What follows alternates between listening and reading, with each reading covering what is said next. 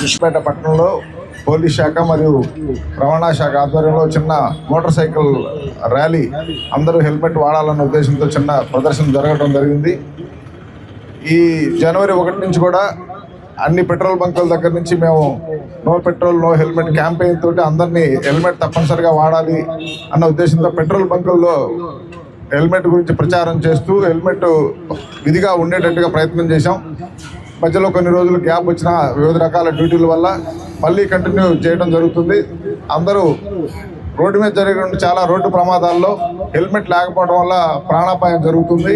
Helmet ఉంటే చాలా కేసుల్లో జీవితాలను కాపాడుకున్న వాళ్ళు ఉంటారు. అదేవిధంగా మోటార్ సైకిల్ రైడరే కాకుండా పిలియన్ రైడర్ కూడా వెనుకుండే వాళ్ళు కూడా హెల్మెట్ పెట్టుకున్నట్టయితే మనకి చాలా సేఫ్టీ ఉంటుంది, కుటుంబానికి భద్రత ఉంటుంది. దయచేసి దీన్ని పాటించాలని ఈ రవాణా శాఖ ఆధ్వర్యంలో జరుగుతున్న దీన్ని ఈ మాసోత్సవాలు అందరూ విజయవంతం చేయాలని కోరుకుంటున్నాం. ఇది మన 37వ జాతీయ రహదారి మాసోత్సవం.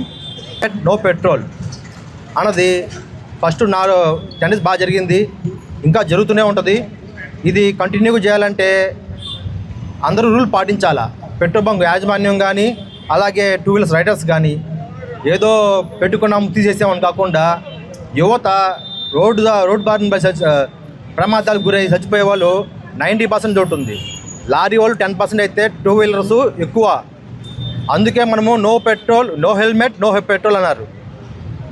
అది అందరూ పాటించాలి కోరుకుంటున్నాను. ఇదే విధంగా 2 wheelers riders drunk and drive చేయకూడదు.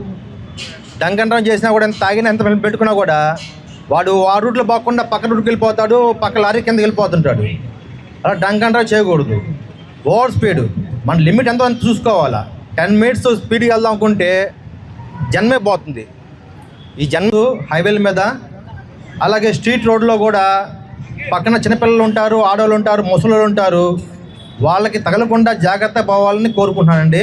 ఈ అవేర్నెస్ సంబంధించి వారోత్సవాలను జరుపుకునేవాళ్ళు, అంటే వారం రోజులు అవేర్నెస్ జరిపేవాళ్ళం.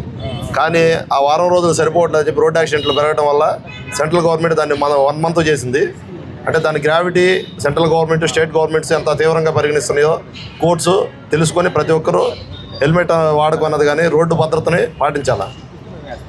లాస్ట్ మంత్ గవర్నమెంట్ మా తిరుపతి ఎస్పీ గారు నో హెల్మెట్ నో పెట్రోల్ అనేటువంటి ఒక క్యాప్షన్తో మేము ప్రజల్లోకి రావడం జరిగింది. దాన్ని ప్రజలు కూడా యాక్సెప్ట్ చేసి ఫాలో అవుతూ ఉన్నారు.